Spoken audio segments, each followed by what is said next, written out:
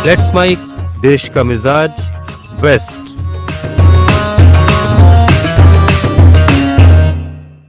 देश का मिजाज।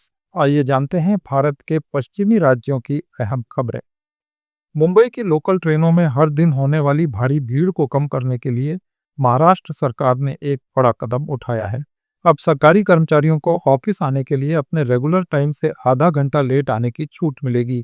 इसका मकसद पीक आवर्स में ट्रेनों पर दबाव कम करना और लाखों यात्रियों को ठसाठस भरी ट्रेनों में थोड़ी राहत देना है। महाराष्ट्र के परिवहन मंत्री प्रताप सरनाईक ने विधानसभा सत्र में ये जानकारी दी। महाराष्ट्र के मुख्यमंत्री देवेंद्र फडणवीस ने राज्य की भाषा नीति पर बड़ा बयान दिया है। उन्होंने कहा कि त्रिभाषा फार्मूला महाराष्ट्र में 100% लागू होगा।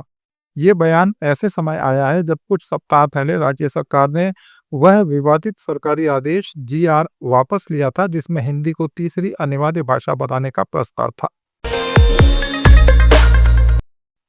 महाराष्ट्र के नासिक जिले में एक भीषण सड़क हादसे में 7 लोगों की मृत्यु हो गई जबकि 2 लोग गंभीर रूप से घायल हो गए।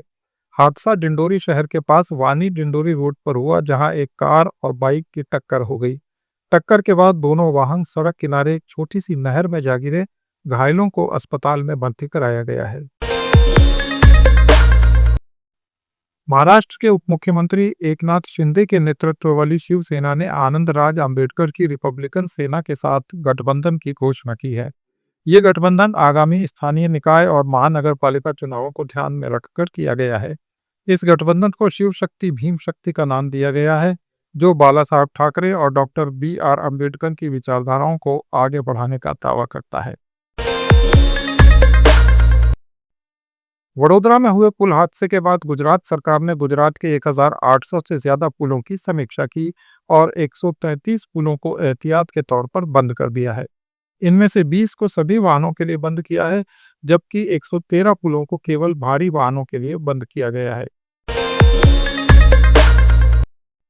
मुंबई क्राइम ब्रांच ने अंडरवर्ल्ड से जुड़े बड़े ऑपरेशन में छोटा शकील गैंग के सरवर खान को उत्तर प्रदेश के बांदा से उसके 2 सहयोगियों के साथ गिरफ्तार किया। गैंग के 4 और सदस्यों को मुंबई और रायगढ़ से गिरफ्तार किया गया है। महाराष्ट्र में पारित जन सुरक्षा विधेयक को लेकर राजनीतिक घमासान शुरू हो गया है। कांग्रेस ने इस मुद्दे पर अपनी ही पार्टी के वरिष्ठ नेता विजय वडेट्टीवार को नोटिस जारी किया है। वडेट्टीवार ने कहा कि मुझे हाईकमान से कोई नोटिस नहीं मिला है, मैं उस दिन विधानसभा में मौजूद ही नहीं था। महाराष्ट्र में हनी ट्रैप का मुद्दा कांग्रेस के वरिष्ठ नेता नाना पटोले ने विधानसभा में उठाया। उन्होंने आरोप लगाया था कि महाराष्ट्र के 72 प्रथम श्रेणी के प्रशासनिक अधिकारी, सिविल सर्वेंट्स और पूर्व मंत्री भी इसमें शामिल हैं। इस पर महायुति सरकार के मंत्री योगेश कदम ने कहा कि नाना पटोले के पास कोई सबूत नहीं है, वे मीडिया की खबरों के आधार पर ये आरोप लगा रहे हैं, इसमें कोई भी तथ्य शामिल नहीं है। मुंबई की एक कोर्ट ने उद्धव ठाकरे गुट के सांसद संजय राउत की मानहानि से जुड़े मामले में जारी सम्मन के खिलाफ बीजेपी सांसद नारायण राणे की याचिका खारिज कर दी है। संजय राउत ने 15 जनवरी 2023 को भांडुप उपनगर में आयोजित कोंकण महोत्सव में अपने बारे में कथित रूप से दुर्भावनापूर्ण और झूठी टिप्पणी करने के लिए नारायण राणे के खिलाफ आपराधिक मानहानि का मामला दायर किया था। अहमदाबाद में 12 जून को हुए विमान हादसे को लेकर जांच एजेंसी की रिपोर्ट सामने आई जिसमें कहा गया था कि इंजन का फ्यूल स्विच बंद होने की वजह से विमान क्रैश हुआ था। अब इस मामले पर द वॉल स्ट्रीट जर्नल की एक रिपोर्ट सामने आई है। रिपोर्ट में दावा किया गया है कि 2 पायलटों के बीच कॉकपिट में बातचीत से पता चलता है कि प्लेन का फ्यूल स्विच कैप्टन पायलट ने ही बंद किया था। मुंबई के विक्रोली इलाके में महाराष्ट्र नवनिर्माण सेना के कार्यकर्ताओं ने एक राजस्थानी दुकानदार की पिटाई कर दी। आरोप है कि दुकानदार ने अपने व्हाट्सएप स्टेटस पर ऐसा कुछ लिखा था जिसे MNS कार्यकर्ताओं ने मराठी समुदाय के खिलाफ अपमानजनक माना।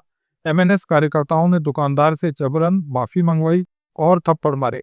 इस बीच राज्य मंत्री रामदास अठावले ने भाषा को लेकर बयान दिया और कहा कि महाराष्ट्र में ठाकरे गुट की ओर से हिंदी भाषी लोगों पर हो रहे अत्याचार और मारपीट की घटनाएं बेहद दुर्भाग्यपूर्ण हैं।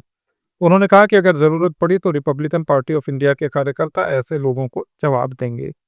आप सुन रहे थे let's make more than radio. Follow कीजिए हमें हमारे सोशल मीडिया प्लेटफॉर्म्स पर।